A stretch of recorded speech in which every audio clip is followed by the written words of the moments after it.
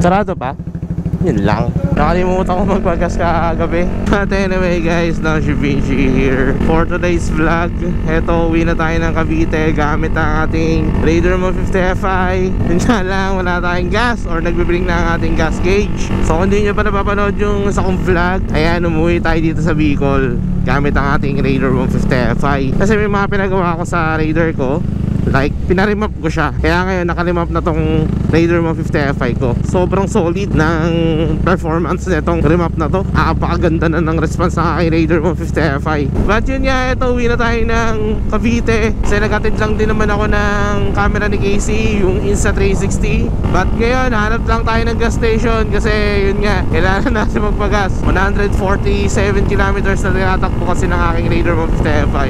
Nag-take off tayo dito sa may Ginubatan ng 3:11. Tingnan natin kung magkano ang ating mag-consume sa gas. At the same time, kung ilang oras ang ating magbabiyahe mula dito sa Albay hanggang sa Cavite. So since madilim pa, balitaan ko na lang kayo sa mga sunod na ganap ng aking biyahe. 5 minutes later. Quick update lang guys, dito na ako sa Ligao. Nakaka 155 kilometers na tayo and nagbe-blink na ating gas gauge. Pareho ang mangyayari yan. Ay sorry. sorry Morning. Ay, doon na lang. Sige, sorry. License. Okay, sige po. Ayun, bukas na yung gas station. Saan po biyahin nyo? Cavite ho. Sir, ingat po. Salamat po. Tensya na po kanina, hindi ko napansin. Thank you po. So ayun na guys, ito may gas station dito, pagas tayo. And ang diskarte ko rin kasi kapag medyo namamahalan ako sa gas, ginagawa ko 200 pesos lang ang pinapagas ko. So tingnan natin kung magkano dito. 66, 167, so 200 lang tayo. 200 po pula. Thank you. 200, 2.9. So almost 3 liters din. So yun nga, 200 lang kasi may mga madadaanan din ako na mura ang gas eh. Kaya parang mas nakakatipid ako kapag 200 lang pinapagas ko. Magpo-full tank ako kapag malapit na ako sa destination ko. At the same time, kapag alam ko meron ng murang gas. Ayan, katulad yan sa Quezon, mura mga gas dyan. Kung dito sa Albay is naglalaro sa 65, 66, 67, minsan 70 pa nga. Sa Quezon, mga nasa 54, 53, 55, ganyan. In terms of expense, medyo dinidiskartehan ko siya. Especially itong Raider 150 Fi, maliit lang naman ang tangke. Ang full tank kasi na itong Raider 150 Fi, pumapalo lang ng 140, 150, ganyan. Iba napapabot ng 160 plus. Pero syempre, depende na lang yan sa pagpihit mo ng throttle. Kaya ako naman, alam niyo naman, medyo walwal tayo magpatakbo. Diskarte ko every 200 pesos lang. Nagpagas tayo ng 200 pesos, almost 3 liters, 2.9 liters. Tingnan natin kung ilang kilometers magbiblink ang ating Raider 150 Fi. Kasi tansya ko sa MT-15 ko kasi 120 kilometers, kaya ang 3 liters. Eto, tingnan natin kung kakayanin niya rin ba ang 3 liters kapag nag-blink na siya. So ayun, tara, since madilim pa, balitaan ko kayo saan tayo sunod na mapupunta. Ang next destination ko is rekta na to hanggang Sipokot. So let's go. 82 kilometers later. Guys, quick update. Dito na ako sa may Tibmanan ba to or Pamplona. Going to Sipokot na ako. So yun nga, nagpagas tayo sa may Ligao ng 200 pesos and 2.9 liters. After 95 kilometer, nag-blink na ang aking gas gauge sa Raider 150 Fi. Meaning to say, pa nag-blink na yan, meron pa ako natitirang 1 liter na reserve. So kung 1 liter pa ang reserve natin, tingin ko kaya pa yan, siguro mga 20 kilometers, 20-30 ganyan. Time check, 4:38 AM. Siguro mag-i-stay muna ako sa Sipokot na mga hanggang 5:30. Kasi ayoko dumaan sa Ragay ng madilim pa. Masyado na siguro napakaga yung take off ko. Wala din naman ako inaabol ng oras ngayon. Kaya okay lang, kahit anong oras tayo makawi. Importante, yun nga, makauwi tayo ng safe. Pero pa man, update ko na lang kayo guys kapag nasa may Sipokot na tayo. Guys, dito na ako sa Sipokot. Nagpalipas lang ako ng ilang oras dito. Uy, mura ng gas. Sige, papa-full tank na ako dito. 64 pesos, pwede na yan. Sasagarin na natin to. Tignan natin ko ilan yung kilometers na malalagay. Full tank pa, apa. Kaya po ba 220? Ayan, 220, 3.4 liters. Thank you. So yun guys, full tank na ulit tayo.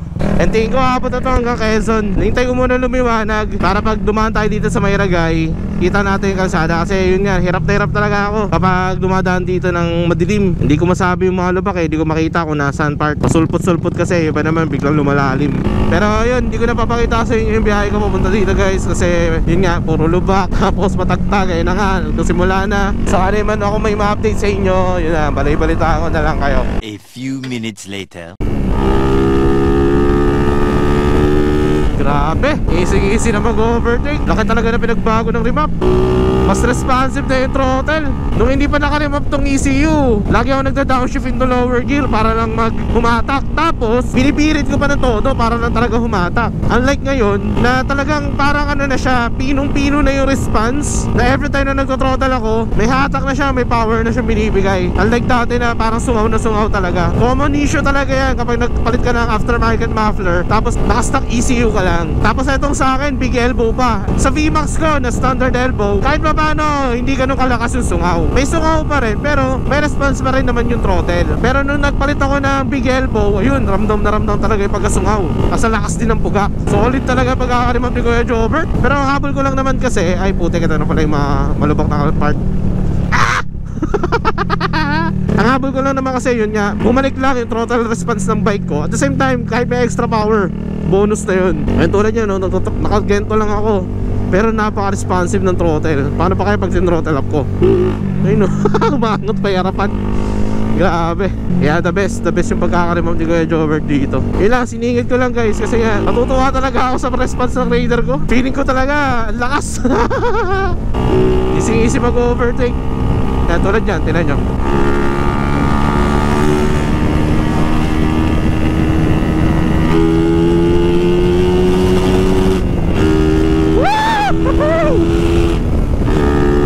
Grabe! Solid! Unlike dun dati naka-stock na ECU ako, hirap na hirap umahatak yung bike ko. Ngayon, langya, kahit 6 gear mahatak. Lakas. Again, maraming salamat Kuya Jobert para sa solid remap na itong aking Raider 150 Fi. Solid, ganda. Langya.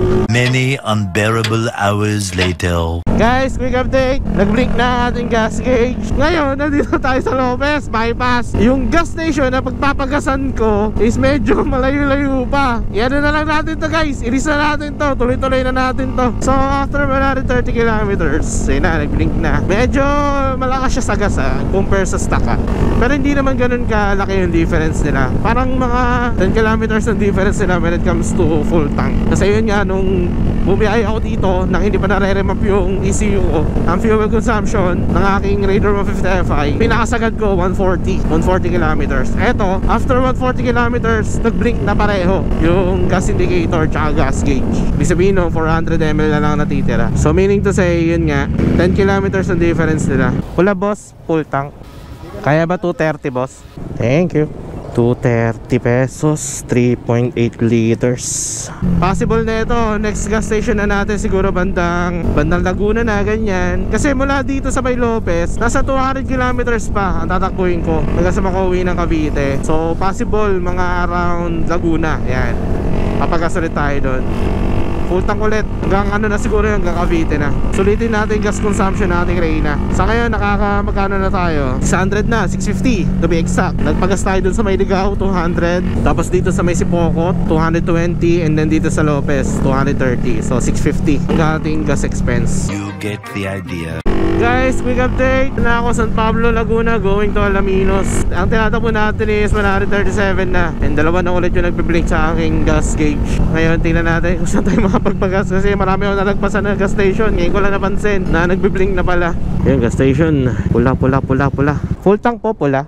Kaya ba 210 boss? Thank you. 81 kilometers mula dito hanggang bahay. Full tank na tayo dito sa may Alaminos. 80 kilometers hanggang bahay na yun. So ang gas natin, yung last na to, 210 pesos. Pumapalo na siya ng 860.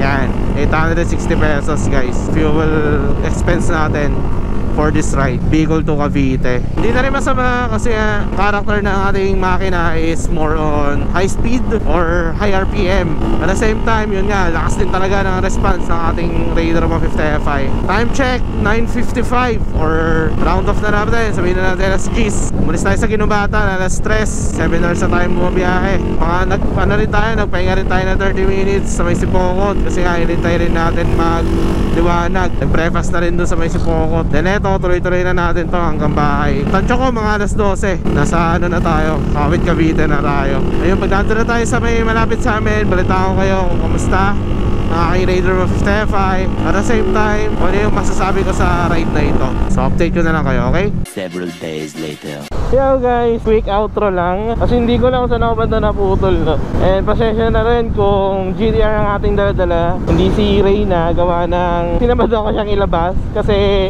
naipark ko siya sa pinakadulo ng aking garahe. But anyway, gusto ko na kaibigyan ng outro. Mga around alas 12 yata, nandito na ako sa Cavite nung time na yon. So far, wala namang problema si Reyna. Actually, kinabukasan nga nun, niride ko agad papuntang Ternate. Hindi naman sa nabitin, pero wala, solid talaga yung pagkakagawa ni Kuya Jobert pagdating sa remap eh.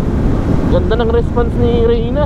Yun nga lang, medyo lumakas siya sa gas. Pero factor na rin siguro natin yung presyo ng mga gas na pinagpapagasan ko. Like sa Ligaw, nasa 67 yata. Ipokot, 64. Dito lang sa may Laguna ang mura eh, nasa 53 yata yun. Kaya medyo malaki rin yung expense natin. Pero for me, okay na rin yun. Kasi malaki rin naman yung performance na nag-gain ng aking motorcycle. Mas okay na sa akin yung parang may performance yung bike ko kesa sa walang performance or mahina performance tapos medyo may kalakasan pa sa gas. Kasi yung gas consumption ng stock ECU ko with Leo Vinci na muffler is naglalaro sa around 140 kilometers ang full tank. Compare sa naka-remap plus Leo Vinci is napapaabot ko rin naman ng 140 kilometers.